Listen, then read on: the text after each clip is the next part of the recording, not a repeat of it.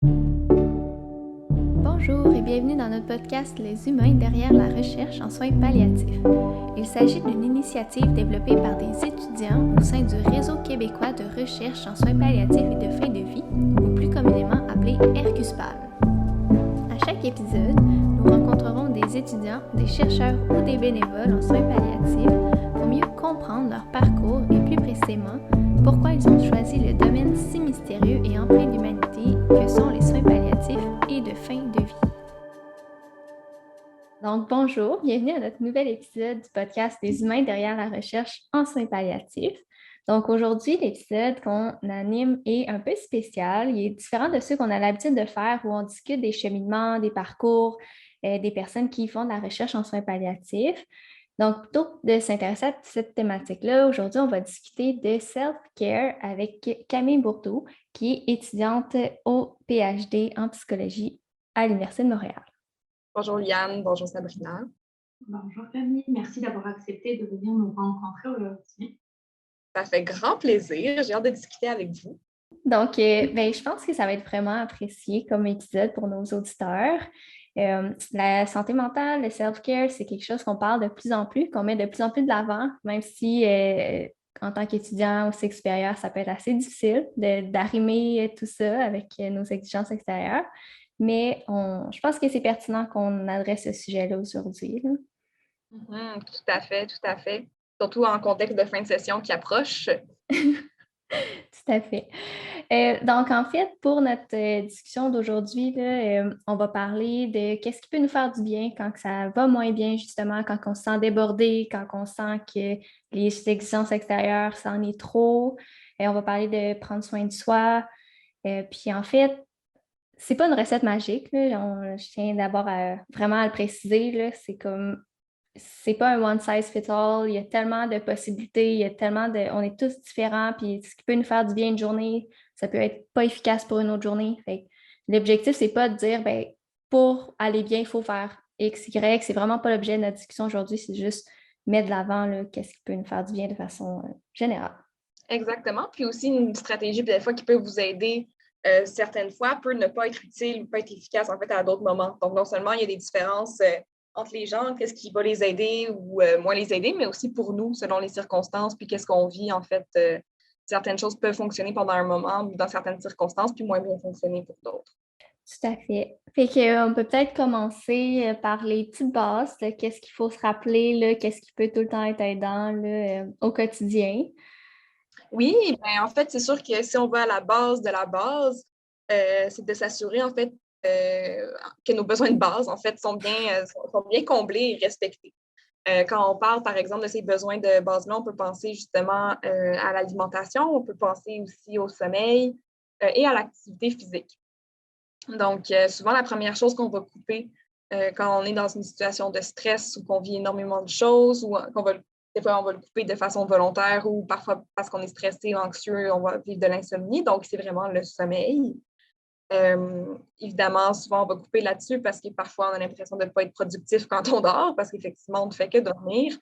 Mais en même temps, c'est comme si, en coupant dans le sommeil, ben, c'est dans ces moments-là où, au contraire, nos symptômes d'anxiété ou de stress peuvent être pires parce que quand on dort moins, on est plus à fleur de peau. On a peut-être un peu moins de ressources après ça pour faire face à nos situations stressantes parce qu'on est très, très fatigué. On est peut-être plus irritable aussi. Les choses viennent nous chercher plus facilement. Donc, c'est sûr que le sommeil, c'est quelque chose, en fait, que souvent on a tendance à couper, mais au contraire, ça devrait plutôt être quelque chose qui devrait être non négociable, puis qu'on garde, peu importe la situation dans laquelle on se trouve, c'est d'essayer de garder euh, notre heure de sommeil optimale. C'est sûr que ça varie d'une personne à l'autre. Par exemple, moi, je suis une marmotte, j'ai besoin de mon 8 heures. Si je n'ai pas mon 8 heures, c'est sûr que je vais passer une mauvaise journée. Mais il y en a pour qui peut-être 6 heures, c'est suffisant. Mais c'est de respecter en fait son rythme puis son cycle de sommeil pour le plus possible ne pas couper là-dedans. Je ne sais pas si qu'est-ce que vous en pensez, Yann et Sabrina.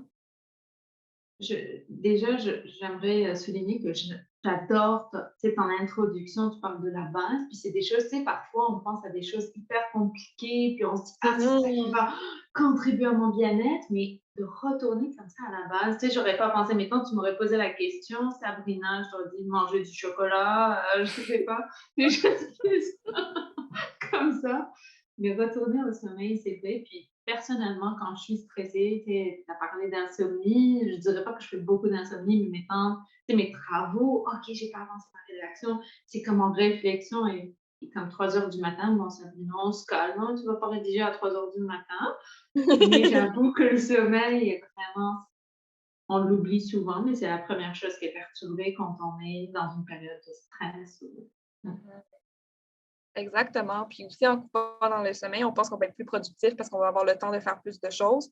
Mais en fait, ça va souvent être le contraire qui va se passer parce que quand on est fatigué, on réfléchit moins bien, on tombe plus dans la lune, on est plus distrait, par exemple. Donc, peut-être le travail qu'on va faire, oui, on va peut-être en faire plus en termes de temps, mais peut-être qu'en termes de résultats, ça va revenir à peu près au même et même que la qualité du travail va peut-être être moins bonne parce qu'on est tellement épuisé qu'il y a peut-être des petites choses, des petites erreurs qu'on ne voit pas ou pour trouver une idée qui, normalement, quand on est bien reposé, ça ne nous prendrait pas trop de temps à trouver, ben, des fois, quand on est fatigué, on voit juste les problèmes, hein, on voit juste ce qui ne va pas bien. Donc voilà. Toi, Liane, est-ce qu'il y a quelque chose que tu voulais rajouter? Ben, moi, je suis tout à fait d'accord. Je dirais que même moi, une des premières choses que je me dis, je vais travailler plus tard, je vais me lever plus tôt le demain matin pour faire avancer mes travaux. Mais tu sais, ça me fait juste penser que le sommeil, c'est reposant, puis c'est pas pour rien qu'on a besoin de dormir.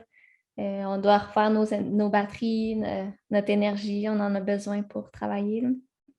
Fait que ça, je pense que c'est un bon petit truc à garder en tête. Puis comme tu dis, là, la qualité puis la quantité de travail, ça ne sera pas la même chose. Non, vraiment pas. Puis si je peux me permettre de faire des liens avec les études supérieures et les quarts de travail, moi, je sais que maintenant le soir, je ne suis pas productive. C'est même pas la peine d'essayer, je le sais que je n'avancerai pas. Donc, c'est aussi ça qu'en tout cas, on dirait avec la rédaction et tout, on apprend vraiment à connaître c'est quoi le moment où je suis vraiment plus productive. Tu te dis, bien, est-ce que je dois me réveiller plus tôt parce que c'est le matin que je suis plus productive? Ou est-ce que finalement, OK, je peux profiter finalement du soir puis de ma nuit de sommeil pour être un peu plus productive demain? Tout à fait, tout à fait. Puis de se dire que ça varie vraiment d'une personne à l'autre, de garder ça en tête. Souvent, on va avoir tendance à se comparer dans notre rythme de travail. On va avoir souvent l'impression de travailler moins que les autres, par exemple. C'est juste qu'on travaille à des moments différents. De mon côté, c'est ça, je sais que je suis très productive très tôt le matin.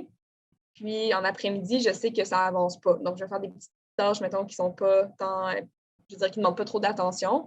Ou sinon, c'est l'après-midi, ça va être mon temps de pause. Donc, je vais aller m'entraîner, je vais aller je vais faire une sieste, je vais regarder une émission pour reprendre le travail, mettons, vers 3 heures, où là, j'ai un autre pic jusqu'à environ 7 heures le soir. Donc, c'est comme si ma journée elle doit être coupée en deux. Au début, j'aimais mieux travailler tout d'un coup, mais là, on dirait que je suis plus capable. Ça prend une pause, une longue pause.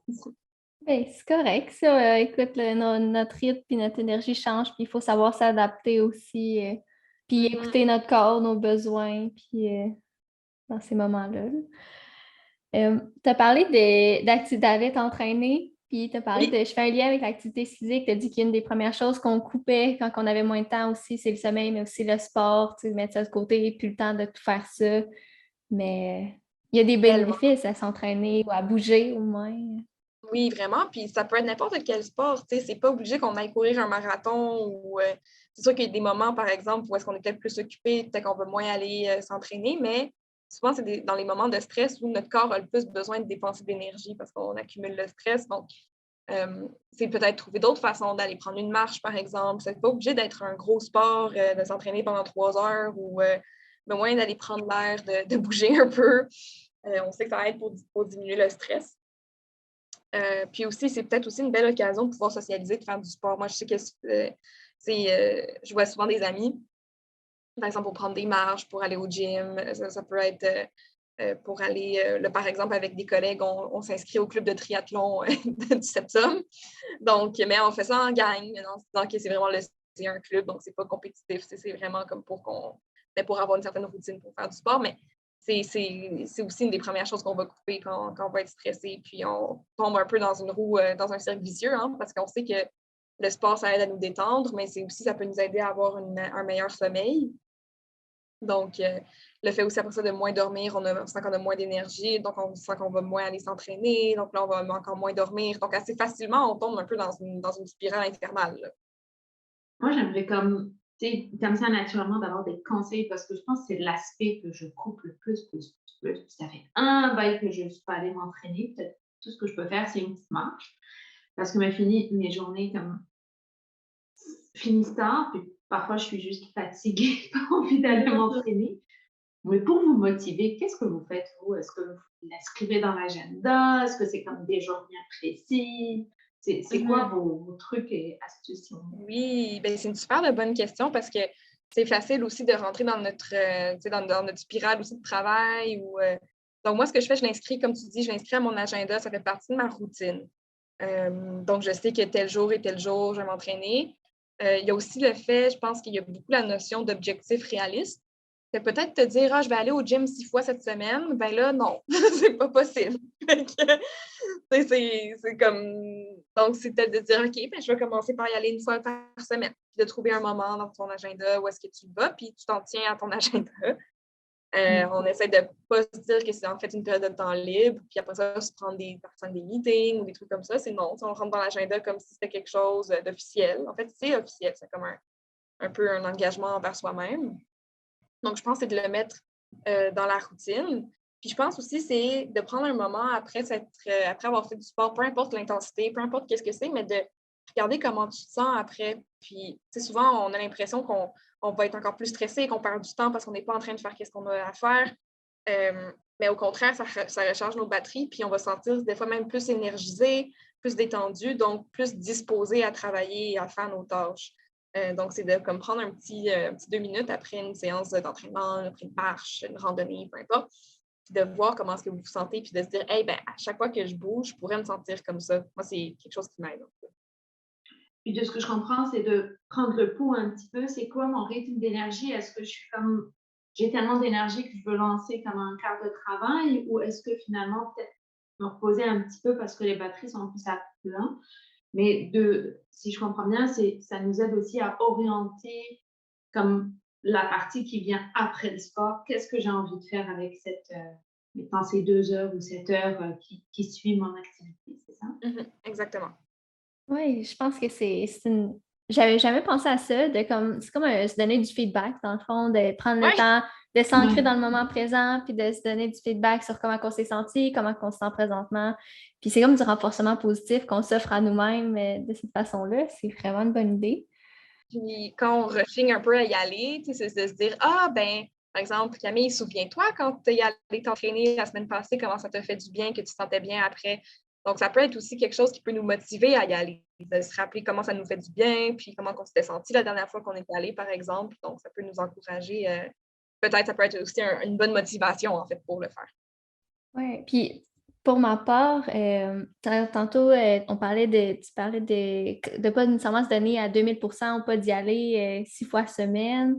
Mais je pense qu'il y a quelque chose qui m'aide, puis ça, j'ai découvert récemment, là, c'est de justement pas me fixer d'objectifs de résultats. Dans le sens où on est tellement dans une société de performance que même dans le sport, on dirait qu'on est rendu, tu sais, tant qu'à m'entraîner, ben, je veux devenir en forme. Tu sais, puis je veux devenir en forme, ça se reflète en quoi? Ben, je sais pas, mon cardio devient meilleur, etc., etc. Mais ça met comme une pression à s'entraîner. Puis il y a tellement déjà de pression qui vient de niveau académique ou peu importe les sphères que, tu sais, le sport ou le fait de bouger, ça ne devrait pas devenir non plus dans la performance. Tout Il à faut que ça fait. reste un loisir. Fait que récemment, c'est ça, j'ai réalisé que c'était plus de me dire, ben, je bouge 3 fois par semaine. Puis, écoute, l'important pour moi, c'est d'avoir bougé, puis c'est d'avoir réalisé ça. Puis, même si je ne deviens pas, je ne serais pas capable de faire un marathon en fin d'année, puis c'est correct, là. Tu sais, on dirait que de changer un peu cette mentalité-là, ça l'aide, ça devient un peu motivant, je trouve. Tout à fait. Ouais. Puis tu as commencé, Camille, en parlant du sport, en disant avec des collègues, on s'inscrit pour le triathlon, puis c'est pas compétitif. J'ai entendu ça, tu sais, dans le sens où j'ai comme l'impression on le fait pour le plaisir, on le fait parce que c'est un loisir, on le fait pas parce que tu sais, il y a des checks, il y a des critères à respecter pour comme on a Vraiment pas. l'habitude de faire dans notre vie de recherche. C'est ça, tout à fait. Puis c'est drôle parce que j'en parlais avec une de mes amies avec qui on s'inscrit, puis avant de venir vous parler, puis moi je disais, moi vraiment ça devient compétitif, je débarque. Ouais. Mon objectif, c'est juste de le terminer. Puis je veux dire, c'est un triathlon, on fait pas on fait un sprint là, comme les petits. Déjà là, je me fixe pas comme objectif de faire un Ironman ou un triathlon à 100%. Non, on adapte nos attentes. Puis, et c'est quelque chose que j'ai toujours voulu faire. Je dis pas à tout le monde, c'est pas accessible à tout le monde non plus de commencer à s'inscrire à un club de triathlon. Si votre sport, ça peut être la marche, le yoga, ça peut être la randonnée. Mais l'important, c'est, comme dit Liane, de le faire vraiment pour que ça reste un plaisir. Puis que ça ne devienne pas non plus, encore une fois, une autre performance de « Ah, il faut que j'aille m'entraîner » versus « Ah, ça me ferait du bien d'aller m'entraîner », par exemple.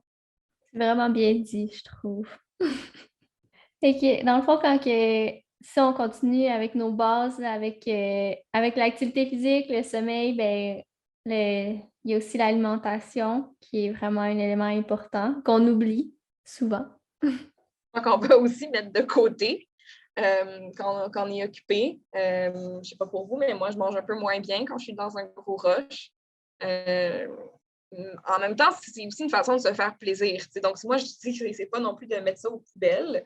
C'est que des fois, il y a des moments où on est dans un gros rush, on est très stressé, on a l'impression d'être tout le temps en train de travailler, puis manger, ça constitue comme une pause, puis ça constitue aussi un plaisir. Fait que c'est aussi peut-être dans les moments de gros stress, d'accorder plus de moments de plaisir avec l'alimentation, de manger des choses qu'on aime, mais en même temps, de s'assurer qu'on mange assez, premièrement, selon nos besoins, puis aussi que ce soit varié. Boire de l'eau, ça a l'air vraiment niaiseux, mais des fois, on oublie de s'hydrater. On boit juste du café, puis on devient un vieux raisin sec. Donc, c'est ça. Donc, c'est vraiment de combler nos besoins alimentaires, d'alimentation de base. Puis, qu'est-ce qui peut aider des fois, c'est trouver comment est-ce qu'on peut bien manger dans des moments où est-ce qu'on a l'impression qu'on aurait besoin de 30 heures dans une journée. Bien, parfois faire de la meal prep. Ça aussi, c'est une autre belle occasion de socialiser, par exemple, avec des amis, nous inviter à la maison, puis cuisiner tous ensemble, tout le monde part avec ses Tupperware. Des fois aussi, c'est ça, donc cuisiner vraiment des grosses batches, c'est des fois en début de session, quand on est moins occupé, puis mettre ça au congélateur. Moi, mon congélateur, c'est vraiment mon meilleur ami. Je sais que dans les périodes de rush, ben, j'ai au moins quelque chose qui est là. Fait je pense d'essayer de cuisiner le plus possible d'avance. Si vous aimez ça, moi, c'est parce que j'aime beaucoup ça cuisiner, c'est quelque chose qui me détend aussi. Mais des fois, le faire en gang avec des amis, ça peut rendre ça plus agréable. Puis, ça permet aussi de réduire les coûts, parce que je veux pas, ça coûte cher de bien s'alimenter quand on est étudiant. Ça permet de partager les coûts. Puis, en même temps, ben, ça permet de peut-être se faire des recettes un peu plus saines et des choses déjà toutes faites, par exemple. Je suis vraiment d'accord. Moi aussi, j'aime cuisiner. Donc, mettons, tu sais, la fin de semaine, je prends soit mon samedi matin ou mon dimanche matin où je prépare comme beaucoup de plats pour être un petit peu déjà libérée. Tu sais, mettons, lundi, mardi, mercredi, je suis libérée, je varie mes plats. Ou, comme tu dis, congeler pour quand j'ai moins le temps de cuisiner, ben, au moins, j'ai quelque chose de prêt. Mais moi, sur le point alimentation, tu sais, j'essaie de varier et tout, mais je suis comme un enfant. Mais quand je sens que j'ai bien travaillé, tu sais, j'adore les sucreries. Je ne suis pas du tout dans le... En tout cas, peut-être cette partie à ne pas écouter, mais je suis comme, oui, j'ai mérité ça. Ben, j'ai bien travaillé là-dessus. Donc, je suis tellement contente juste avec ces petits bonheurs comme ça que je me permets. Ben oui, puis c'est important. C'est important de se récompenser, puis ça peut prendre n'importe quelle forme. Tu sais, on a tendance justement à démoniser « Ah, faut pas manger des bonbons, faut pas manger... » Mais tu sais, après une grosse séance de travail, c'est mérité, là. Tu sais, moi, c'est... C'est justifié. Voilà. Pour revenir à l'eau, moi, en tout cas, c'est bien personnel, mais quand je bois pas de l'eau, j'ai comme mal à la tête. Donc, je me rends compte tout de suite, oh non, j'ai pas pris d'eau. Donc, maintenant, c'est comme, tu sais, je remplis mon verre ou quelque chose, puis parfois, je m'oblige, même si j'ai pas vraiment soif, pour être sûre de... Ouais. Oui, c'est un super bon truc. Toujours garder, moi aussi, ben là, on peut voir à l'écran ici, là, mais j'ai toujours mon litre d'eau. J'essaie de le finir. Mais tu sais, le fait de l'avoir à proximité comme un verre d'eau, peu importe, de l'avoir à proximité, ça devient quasiment un automatisme. On boit une petite gorgée par-ci par-là. Ça permet de rester hydraté parce que ça, moi comme toi, là, sinon je me sens vraiment fatiguée et j'ai mal à la tête.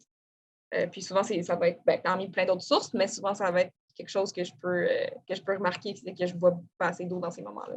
Oui, c'est un bon rappel. Buvez de l'eau. Oui. J'allais juste dire que des fois, on pense avoir faim, mais des fois, il faut juste boire de l'eau. Des fois, on a juste soif.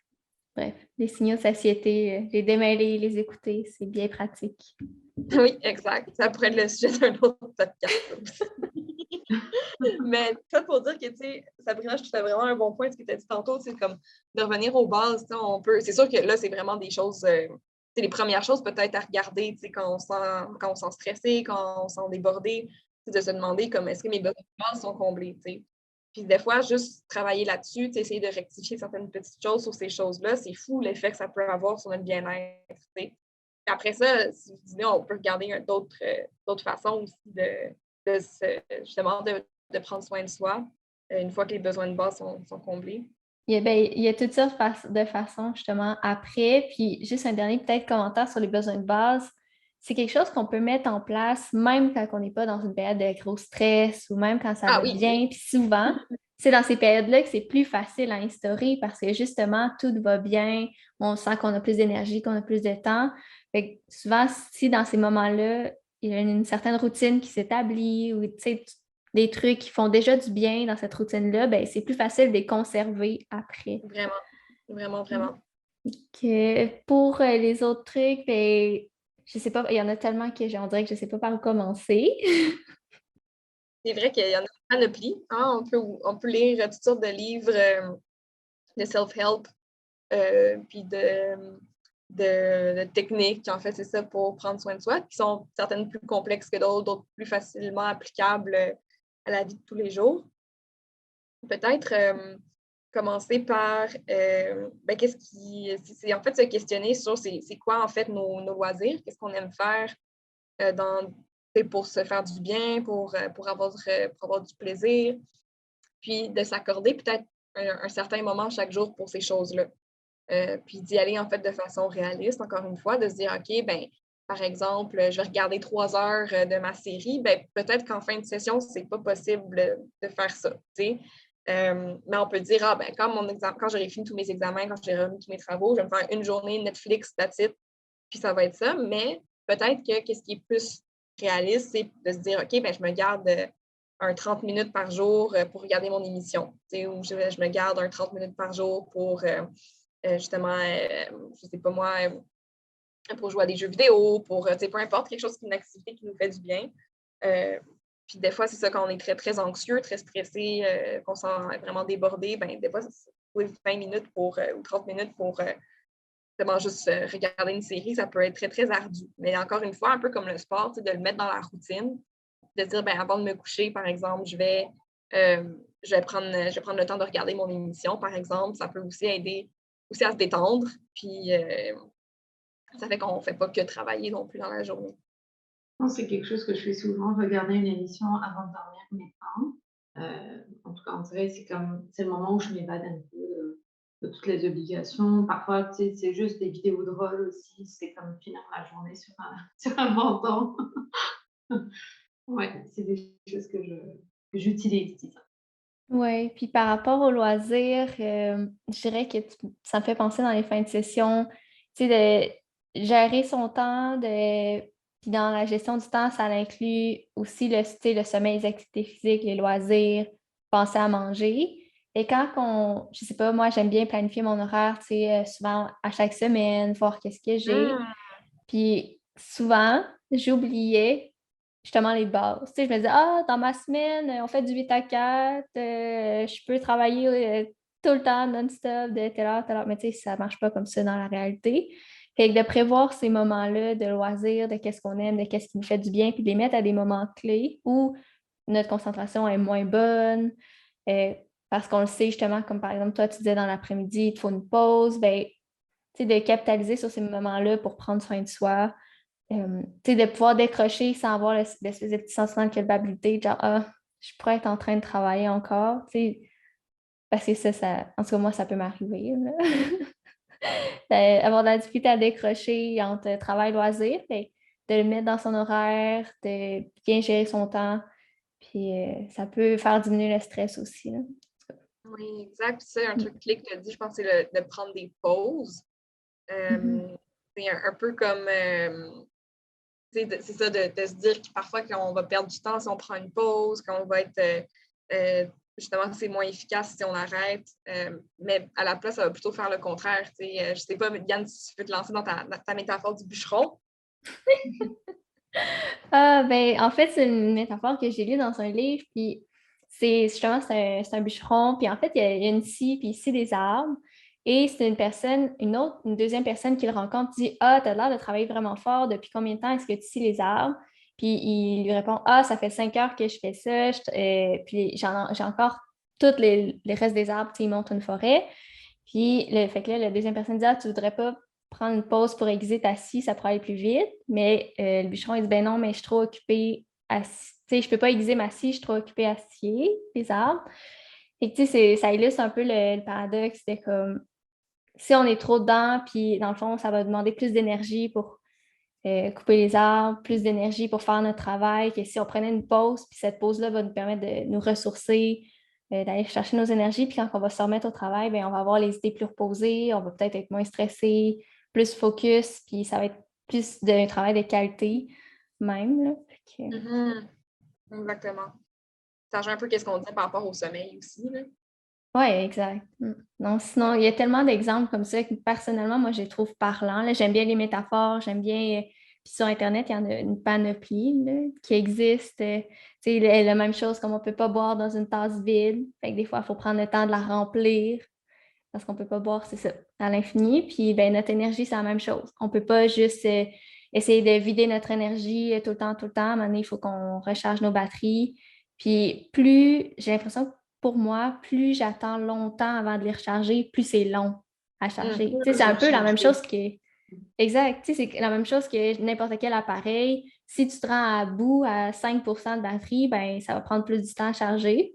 Tandis que si un petit peu tous les jours, on prend le temps de se brancher puis de prendre du temps pour nous, j'ai l'impression que ça nous maintient à un niveau plus équilibré. Exact. Ça, c'est plus facile à dire qu'à faire, par contre. Ah, c'est sûr.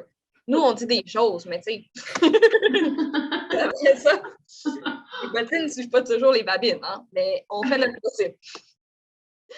Mais ça me fait penser, en fait, aussi l'idée des to-do list. Tu sais, moi, ça m'aide vraiment énormément pour arrêter de travailler. Parce que je ne sais pas pour vous, mais avec la pandémie, on dirait qu'on fait beaucoup plus de travail à la maison.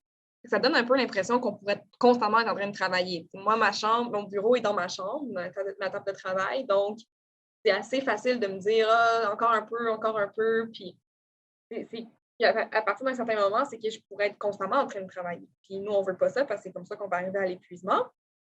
Donc, j'essaie de me faire des to-do list. Mais là, l'affaire, c'est que souvent, le piège dans lequel on tombe, c'est qu'on fait des to-do list interminables où on va mettre des tâches où on pense que ça va nous prendre 10 minutes à faire. Finalement, ça nous prend 1 heure. Ou d'autres tâches qui nous prennent 1 heure. Finalement, ça nous prend 10 minutes. Des fois, c'est difficile de savoir combien de temps on va prendre une tâche, mais ça, c'est sûr. Des fois, on ne le sait pas trop.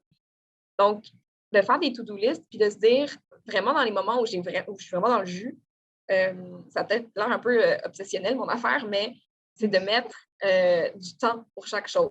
Donc, si par exemple, je dois, je ne sais pas moi, lire un chapitre de livre, qu'après ça, je veux travailler sur un article, après ça, je veux travailler sur mes notes d'évolution de stage. OK, ben j'alloue du temps pour chaque truc, puis fini, pas fini, je passe au prochain quand le temps est écoulé.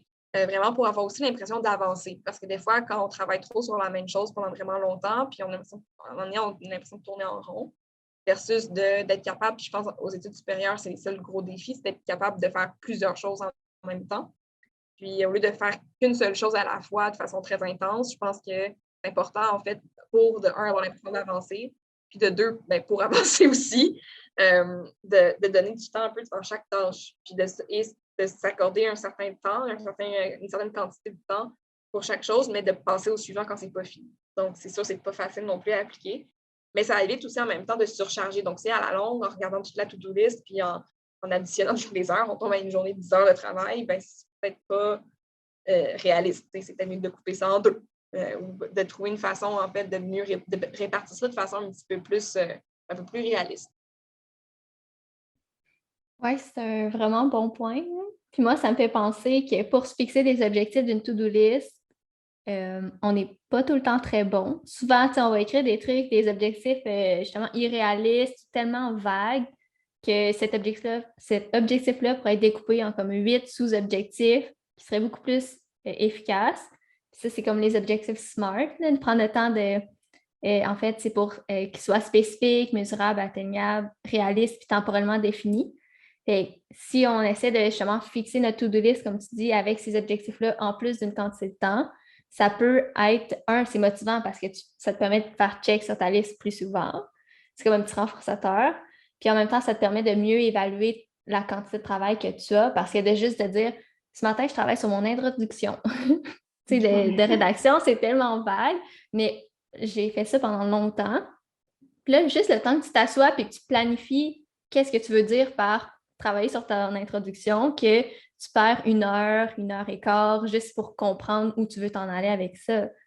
Tandis que la planification, de le faire d'avance, de bien découper, ça va prendre du temps, mais le moment où tu te mets à la tâche, c'est clair. C'est comme, je travaille sur le point 1 de, l'argument 1, ou je sais pas moi, je travaille sur la définition de mes objectifs. C'est super précis et c'est pas irréaliste à faire. Donc, c'est des petits trucs comme ça. Pour les gens comme moi, ceux qui ont tendance parfois à procrastiner, ben, tu dis, je travaille sur ma thèse. Tu peux ouvrir ton ordinateur, ouvrir ton document Word, taper 2 mots, dire, j'ai travaillé sur ma thèse. Fait que, tu sais, Oui. moi, il y a des journées que vraiment, en tout cas, il y a des journées aussi, on a juste besoin d'arrêter. Fait que des fois, juste taper 2 mots, au pire, c'est ça l'accomplissement. Il y a ça aussi, d'adapter nos attentes en fonction de notre état aussi, mais c'est ça. Donc, d'avoir des objectifs clairs, ça permet justement de savoir qu'est-ce qu'on fait exactement sans trop se perdre, et d'avancer aussi.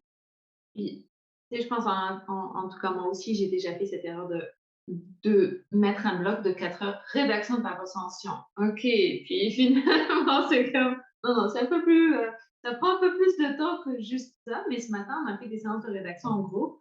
Puis ma première tomate, c'était vraiment planifier les prochaines semaines. Rendue à la fin de la tomate, j'étais comme, oh non, ça m'a pris 1 heure pour faire ça, ça n'a pas de sens. Mais je me dis, tu sais, c'est tellement des sous-objectifs avec des temps bien limités. Je pense que ça va être tellement plus productif. Tu sais, je reprends la métaphore que tu racontais, Liane, avec le bûcheron qui, tu sais, avec sa scie, dans le sens, OK, on peut prendre 1 heure pour planifier sa semaine, puis je suis sûre que la semaine va se passer mieux que si c'est des objectifs surréalistes, puis finalement, tu finis ta semaine, c'est comme, oh non, je n'ai pas avancé comme je voulais. Ça me fait penser à une autre image qui vient de me venir en tête. C'est comme si, pour la première fois, tu vas à un endroit, tu sais, puis là, tu prends ton char, puis là, au lieu de prendre le temps de planifier ton trajet ou tourner, tu dis, ah non, je le sais, c'est où? Tu y vas, puis là, tu tournes au mauvais endroit, tu vas à gauche, tu vas à droite. Le trajet, il te prend 2 heures au lieu qu'il aurait pu te prendre 30 minutes si tu avais pris le temps de juste checker ton GPS, tu sais. Tellement. Fait que c'est un peu la même chose. Tu sais, de s'enligner, de savoir où on va, de se mettre des balises à gauche, à droite. Puis après, le trajet, il est beaucoup moins stressant parce que tu le sais. Puis en même temps, dans ce trajet-là, ben, s'il est long, ben, tu peux te prendre une pause. Tu sais, tu vas aller à la routière, tu prends une pause parce qu'il ne faut pas conduire quand on est fatigué. Fait qu'il faudrait faire la même chose qu'on pense à soi. Voilà, c'est si bien dit. Non, les images comme ça, je sais pas, moi, je trouve ça vraiment parlant. Peut-être qu'il y en a pour qui c'est pas aidant, mais bon, il faut apprendre à se connaître aussi dans qu'est-ce qui nous parle, qu'est-ce qui résonne pour soi. Parce que ça, d'apprendre à se connaître, ces éléments-là, c'est vraiment ce qui va permettre de bien optimiser le fait de prendre soin de soi. Tout à fait. Puis des fois, on va avoir tendance à avoir un discours un peu sévère envers nous, particulièrement en ce qui a trait, justement, à prendre des pauses. Tu sais, il me semble, je sais pas, je devrais pas en prendre, ou des fois, on est très, très sévère envers nous-mêmes. Puis une chose, qui, en fait, ça relève de l'autocompassion, la théorie de l'autocompassion. C'est des fois de se dire, OK, mais si, mettons, ma meilleure amie me disait qu'elle était épuisée puis qu'elle avait besoin de prendre une pause, qu'est-ce que je lui dirais, par exemple? Je lui dirais de prendre une pause, tu sais. Donc, c'est essayer de voir comment est-ce qu'on peut appliquer ça à nous-mêmes. Donc, de prendre un moment quand on sent qu'on est vraiment débordé, qu'on sent qu'on est vraiment tanné, moins motivé, qu'on a besoin de prendre une pause, qu'on a juste besoin de faire autre chose, peu importe, mais c'est de se dire qu'est-ce que je dirais à mon meilleur ami dans ce temps-là. Puis c'est quelque chose qui peut vraiment nous aider à avoir un discours peut-être un petit peu moins sévère envers nous-mêmes, surtout quand il est temps de prendre soin de soi. On ne le dira jamais assez, mais ça me fait penser vraiment à l'importance du soutien social. de s'entourer de gens, en fait, sur qui on peut compter, qui peuvent être là, autant pour nous aider, mettons, par rapport à nos études, mais aussi qui sont là aussi juste pour nous faire rire, puis qu'on passe du bon temps avec ces personnes-là pour se changer les idées, puis de pas juste faire du travail d'école, tu sais, puis de trouver d'autres choses, de trouver aussi, par exemple, d'autres passe-temps, d'autres passions.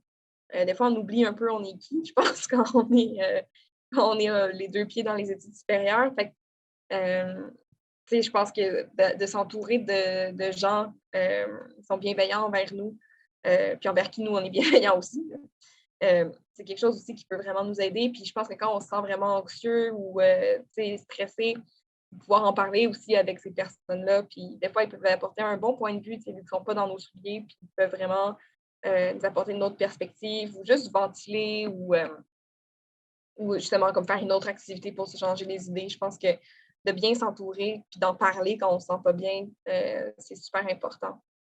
Oui, de ne pas tout garder pour soi parce que souvent on se dit les autres ont l'air d'avoir moins de difficultés que moi quand on parle de comparaison tantôt. C'est cette espèce de discours que les autres ils ont l'air de bien fonctionner. Ben, souvent, quand on en parle, c'est là qu'on réalise à quel point on est vraiment dans le même bateau, qu'on vit des expériences assez similaires. Puis, surtout au niveau du ressenti, au niveau du fait que des fois on est stressé, on se sent débordé, des fois on se sent impuissant par rapport à des situations, puis ça fait toute partie du vécu de l'être humain. Là. Fait que je me dis que d'en parler, ben, souvent ça fait du bien parce qu'on se sent reconnu aussi dans nos émotions. Ça nous permet de prendre conscience aussi avec nous-mêmes. C'est comme, ah oui, mais c'est ça qui me stressait pas. On dirait, tu sais, parfois on fait comme du déni. Oui, vraiment. Oui, Ouais. d'en parler avec d'autres personnes aussi, des fois, on se rend compte qu'est-ce qui nous stresse. Des fois, on pense que c'est une certaine chose, puis finalement, on se rend compte que c'est pas cette chose-là qui nous stresse, puis c'est quelque chose, des fois, de profond ou comme quelque chose qu'on ne s'attendrait vraiment pas, puis finalement, on se rend compte que ça nous stresse vraiment beaucoup. Donc, ça permet de faire des liens, des fois, de discuter avec nos proches, de faire des liens entre des choses qu'on ressent, des choses qu'on pense, et puis de un peu mettre tout ça ensemble, puis d'avoir une nouvelle perspective. Oui, parce que quand on est dedans, on a le nez collé sur le mur, on voit pas la pièce, hein, on voit pas qu'est-ce qui se passe autour. Puis comme tu l'as si bien dit tantôt, là, souvent on a un biais qu'on voit juste les choses qui vont mal. Puis on a l'impression que il y a des détails qui prennent tellement une grande envergure que c'est la fin du monde. Puis je pense que ça, des fois, on peut le vivre. Là, il y a un petit accrochage, une petite erreur, quelque chose qui ne va pas comme prévu, puis c'est la catastrophe, mais quand on prend le temps d'en parler, de se reposer, laisser ça redescendre, souvent on se rend compte qu'il y a une solution. Il y a souvent des solutions accessibles. Oui, plus accessible qu'on le penserait. Mhm. Moi, j'ai peut-être, pour enchaîner, j'ai peut-être des questions pour vous par rapport à. On parlait un peu de la procrastination tantôt. Je pense que c'est un fléau parmi les étudiants. Puis je pense que c'est normal aussi. Il y a des défis. On en a déjà parlé de petits trucs là, pour nous aider, faire un horaire et faire des to-do list. Mais malgré ça, je ne sais pas vous, mais moi, ça arrive que de faire des listes, de planifier mon horaire, ça me donne le sentiment que j'ai travaillé. Fait que là, je ne travaille plus. Puis je vais procrastiner. Et je ne sais pas si, tu sais, Sabrina, qu'est-ce que tu peux. Si toi, tu as des trucs au niveau de la procrastination, de qu'est-ce qui t'aide à t'enligner. Mettons une journée que ça ne te tente pas, mais tu sais que tu dois faire. J'essaie de réfléchir. Qu'est-ce que je fais quand. C'est une question difficile, hein? Moi, je dirais un peu comme qu'est-ce qu'on disait tantôt avec les récompenses, tu sais. Fait que, mettons que je le sais, je vais aller prendre un verre avec des amis samedi soir, mais là, samedi, malheureusement, j'ai vraiment plein de choses à faire pour l'université quand même. Ça me tente pas parce qu'on est samedi, puis je me dis, je peux-tu avoir une pause? Puis là, ben c'est ça. Il faut les faire. Donc, je me dis, ben là, j'ai une récompense. Je vais voir mes amis à telle heure. Donc, mettons, je les rejoins à 5 heures. Ben, je me dis, à 5 heures, là, c'est fini. Donc, mettons, à 4 heures, il faut que je me prépare puis que je parte, tout ça pour les rejoindre. Donc, à 4 heures, c'est fini. Donc là, il faut que je travaille jusqu'à 4 heures. Qu'est-ce que je peux faire? Comment est-ce que je peux avancer jusqu'à 4 heures pour vraiment me dire, OK, ben, je vais vraiment pouvoir profiter pleinement de ma soirée. Parce que c'est une chose de se dire, OK, ben, je vais procrastiner puis j'allais à ma soirée. Puis après ça, pendant la soirée, ben, on se sent coupable parce qu'on n'a pas travaillé. En tout cas, t'as vécu. Versus de se dire, OK, ben là, j'ai une récompense, quelque chose que je vais mériter. Et au moins faire telle chose, les choses les plus importantes, donc, comme de hiérarchiser en fait qu'est-ce qui est le plus important. Puis une fois que ça c'est fait, par contre, c'est fini. On ne fait plus d'autres choses. Si j'ai fini, mettons, avant 4 heures, tant mieux. Mais sinon, à 4 heures, je me dis à 4 heures, c'est fini. Comme même si je n'ai pas tout terminé ce que je devais faire, à 4 heures, c'est fini, je m'en vais. Donc, je pense essayer de se trouver aussi des récompenses pour quand ça ne nous tente vraiment pas. Fait que de mon côté, c'est pas mal comme ça que je fonctionne. Puis moi, j'ai réfléchi, tu sais, ce que je fais, j'ai l'impression de prendre des tâches vraiment faciles. C'est juste d'avoir l'impression de quand même avoir travaillé, même si ce n'est pas l'objectif principal, parce que je sais que, tu sais, tant que je vais m'entêter à essayer d'avancer cet objectif alors que ça ne tente pas, ben c'est juste, tu sais, c'est comme le chien qui se mord la queue. Donc, je me dis, OK, allons-y, tu sais, j'ai tout le temps dans mon agenda des choses que je ne veux pas faire. C'est hyper simple à faire, mais c'est comme ça. Tu sais, je ne veux pas mettre du temps là-dessus. Donc, quand il m'arrive telle situation, je reprends comme, c'est dans mon agenda toutes les parties où ça ne me tentait pas vraiment de le faire, puis de le faire à ce moment-là. C'est gratifiant parce que je me dis, ouf, au moins, je suis débarrassée de cette chose qui traîne comme depuis 2, 3 semaines. Mais ça me donne cette petite impression que j'ai quand même avancé quelque chose, même si ce n'était pas l'objectif du départ. Exact, oui. Oui, c'est vraiment super comme stratégie. Je vais l'appliquer. Oui, c'est vraiment une bonne idée. Puis en fait, ça me fait penser à un espèce de le modèle là, pour optimiser un peu notre temps, notre énergie, c'est de séparer nos tâches de façon A, B, C. Puis les tâches A, c'est des tâches qui, pour nous, demandent vraiment beaucoup de concentration, beaucoup d'énergie. Les tâches B, c'est quand ça demande moins de concentration, moins d'énergie, mais ça nous en demande quand même. Puis les tâches C, c'est quand, justement, peu de concentration. Fait, on écrit des courriels, on répond, on fait des petits détails. Si nous, on aime ça travailler sur un PowerPoint, puis c'est pas trop demandant cognitivement, ben, ça peut faire partie de ces tâches-là. Et d'apprendre à connaître son niveau d'énergie, à quel moment de la journée, puis d'optimiser un petit peu son temps, fait que ça me fait un peu penser à ça aussi. Oui, ben oui. Ouais. Parce que souvent, dans le monde académique, je ne sais pas vous, mais moi, je ressens une certaine pression à répondre rapidement au courriel. OK, on m'envoie un courriel, puis ma boîte est tout le temps ouverte. Ah oui, classique. Fait que souvent, ce que je fais, c'est que le matin, quand je me lève, moi aussi, je suis quand même assez productive le matin, mais un des réflexes qu'il avait, c'est de prendre ce moment-là pour répondre à mes courriels. Parce que je me dis, ah, les gens m'ont écrit, fait que là, je dois leur répondre. Mais ça prend plus de temps qu'on pense, répondre à des courriels, souvent. Puis, c'est une tâche qui demande, des fois, c'est des courriels plus formels qui demandent plus d'énergie, puis tout, mais souvent, des fois, ça peut passer comme une tâche C qui demande vraiment moins de concentration. Fait que de plutôt garder les moments où on est vraiment le plus focus aux tâches plus complexes, ça nous permet des fois d'optimiser justement notre temps, notre énergie, notre concentration. Je suis d'accord. Puis si un jour quelqu'un a comme la recette magique, là, j'en aurais besoin pour la gestion de courriel parce que c'est un courriel qui rentre. Je suis comme, non, non, il faut que je réponde. C'est comme ça me déconcentre de ma tâche, puis je ne sais pas encore comment comme, bloquer ou, tu sais, c'est comme, je ne sais pas, j'arrive pas encore à trouver. Ce que j'essaie de faire en ce moment, c'est un peu comme tu dis, Liane, de me dire, OK, ça va calmer, tu sais, ma pression de répondre au courriel, mais je peux le faire comme à la fin de la journée où j'ai comme moins d'énergie pour me concentrer vraiment, puis le faire à ce moment-là. Des fois, juste de fermer la boîte courriel dans l'ordinateur, puis sur le téléphone. C'est quelque chose aussi que c'est sûr que ça me tente plus de répondre à mes amis sur Messenger que de faire certaines tâches. Hein? Mais que des fois, soit je fais mon Internet, puis je mets mon téléphone dans une autre pièce. Je le mets sur silencieux. Mais comme ça, il n'y a pas de courriel, il n'y a pas de Messenger, il n'y a rien qui rentre. Puis assez rapidement, je me rends compte que je m'absorbe dans ma tâche. Je n'avais pas regardé mes courriels sur mon ordinateur, je ferme ma boîte. Fait que là, comme ça, je travaille sur mes choses. Puis après, à un certain moment, je me dis, OK, là, je peux aller voir qu'est-ce qui se passe à l'extérieur. Dans le monde. C'est ça. Mais des fois, oui, il faut que c'est assez radical comme moyen. Des fois, c'est ça que ça prend. Bon moyen, je vais l'essayer de mettre vraiment mon cellulaire à côté. Donc, je vais essayer cette méthode de mettre dans une autre pièce et de fermer mes courriels. Mais oui, puis en fait, je pense que c'est aussi un bon truc par rapport aux médias sociaux en général. Tu sais, des fois, Je ne sais pas pour vous, mais des fois, je me sens vraiment bombardée. Puis aussi que je dois répondre vite parce que c'est des amis, du monde que j'aime, alors qu'il n'y a personne qui est jamais mort parce que je n'avais pas répondu à un message dans la 10 secondes qui est arrivé. Fait que des fois aussi, pour éviter de se sentir comme avalé par les réseaux sociaux, de prendre son sel, puis parce que je le sais que si je fais juste fermer mon Internet, je vais juste le réactiver si je garde mon téléphone avec moi. Donc, je le mets, mettons, dans une autre salle dans mon appart, puis comme ça, je sais que je peux faire d'autres choses. Puis même si c'est pour regarder un film, pour lire un livre, pour le plaisir, de ne pas avoir mon téléphone avec moi, ça me fait tellement du bien. Ça permet d'être 100% dans le moment. C'est un bon rappel. Garde ça en tête. Ça peut aider à décrocher un petit peu. Puis, c'est tellement plein de trucs. Puis, comme je l'ai dit au début, c'est peut-être que ces trucs-là ne fonctionneront pas pour tout le monde. Puis, c'est correct, hein, vraiment. Là.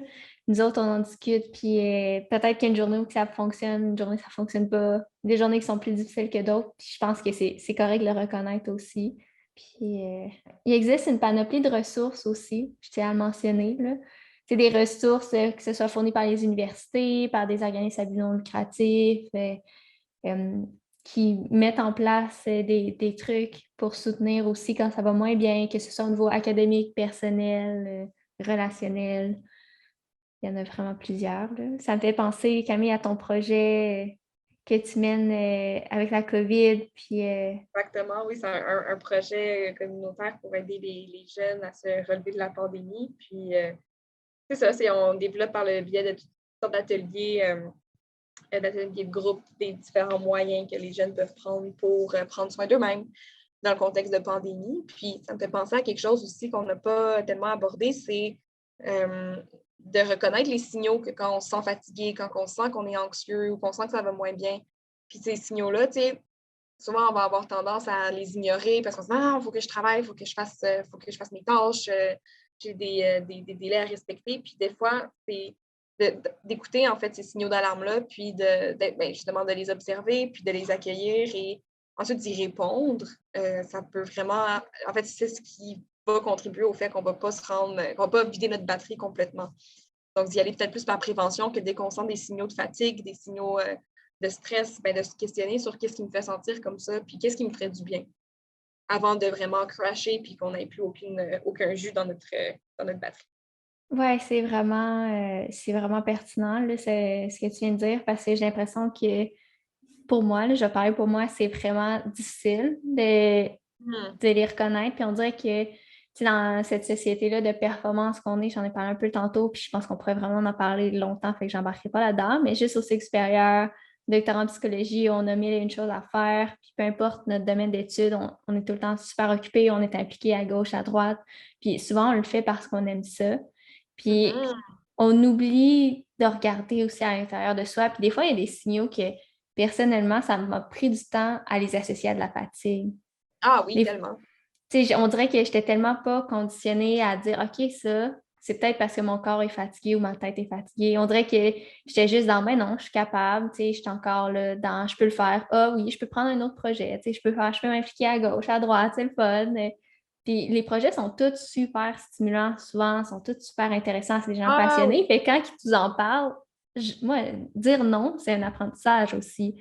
Fait que, bref, de reconnaître ces signes-là, puis c'est pas instinctif. Des fois, au début, quand on veut s'arrêter, ça peut être un peu culpabilisant, en fait, des fois, là, de dire ce temps-là, avant, je l'aurais mis. On se compare aux autres, mais on peut se comparer à nous-mêmes aussi, à notre performance. C'est de dire avant, j'aurais pris ce projet-là, mais là, je dis non parce que je suis fatiguée. Des fois, ça peut être un peu confrontant là, pour nous-mêmes de dire ah, c'est parce que j'en fais moins que je suis moins bon, mais ce lien-là n'est pas direct, puis c'est pas du tout quelque chose qu'on devrait faire, mais en tout cas, je parle pour moi, de mon expérience, c'est des liens que ça m'arrive trop souvent de faire, malheureusement. Oui, vraiment. Puis c'est ça, c'est souvent comme tous les projets qui nous sont proposés, mais les projets, je veux dire, projets de recherche, projets de clinique, projets avec des amis, tout ça a l'air tout le temps bien fun. Puis de se dire, en fait, une des choses que ma propre psychologue m'a proposé, c'est quand on se retrouve dans une situation comme ça, c'est sûr que tout a l'air bien agréable et super alléchant, en fait, comme offre. Puis de se dire que le seul argument de « ça serait le fun », Ce n'est plus suffisant, c'est une condition nécessaire, mais non suffisante, à accepter le projet, puis de se demander c'est quoi que j'ai besoin. Est-ce que ça répond à un besoin? Donc, en ce moment, qu'est-ce que j'ai besoin? Ah, ben, j'ai besoin de me reposer. Est-ce que je vais me prendre un autre projet? Non. Même s'il a l'air bien le fun. Donc, c'est une condition nécessaire, mais non suffisante pour accepter des nouvelles choses.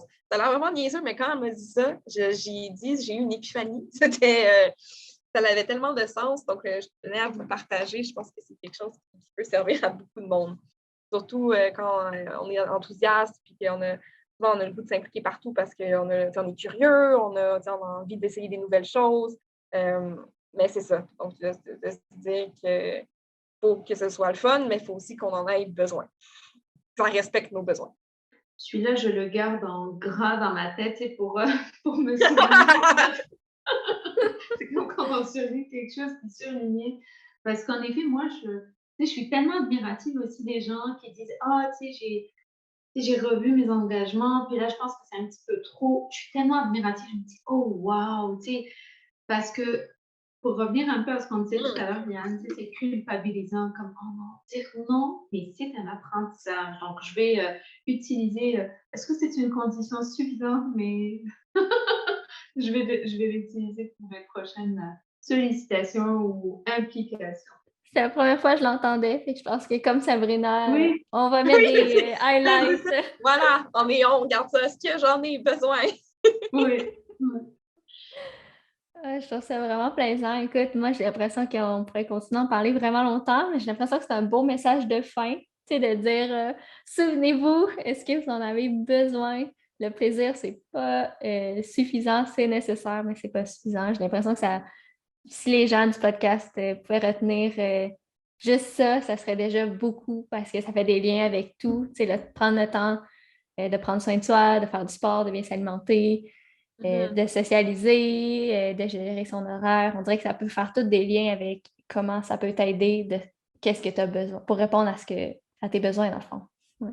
Oui, puis une petite nuance que j'aimerais apporter. Des fois, le plaisir aussi, c'est suffisant quand on parle de loisirs. Là, je parle vraiment que c'est pas de se dire « Ah, ce serait le fun de m'impliquer dans ce projet-là ».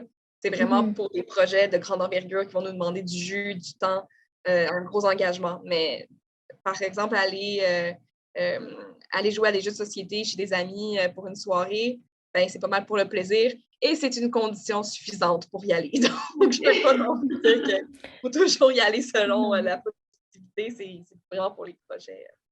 Oui, mais puis j'ajouterais que peut-être que tu en as besoin aussi, tu sais, de cette soirée-là, quand même. Effectivement, oui. Tourner comme ça, c'est vrai. Oui, tout à fait. Tout à fait. Je suis bien d'accord.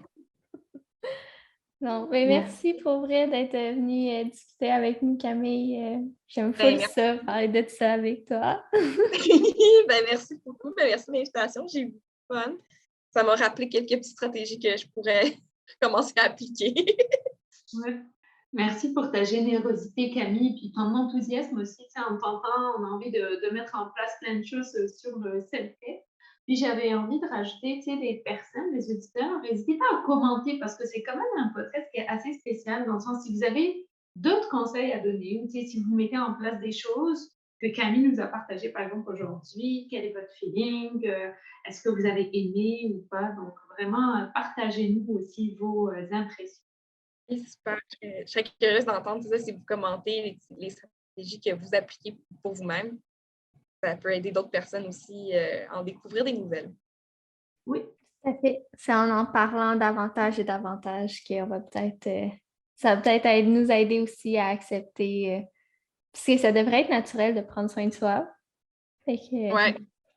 Plus on le met dans notre discours, plus ça peut l'être. Ben, c'est cool que vous fassiez le podcast. Pour vrai, ça apporte comme des gens qui s'intéressent à ça puis qui n'iront pas nécessairement lire là-dessus, d'écouter. Puis je trouve que c'est une belle façon d'amener le sujet.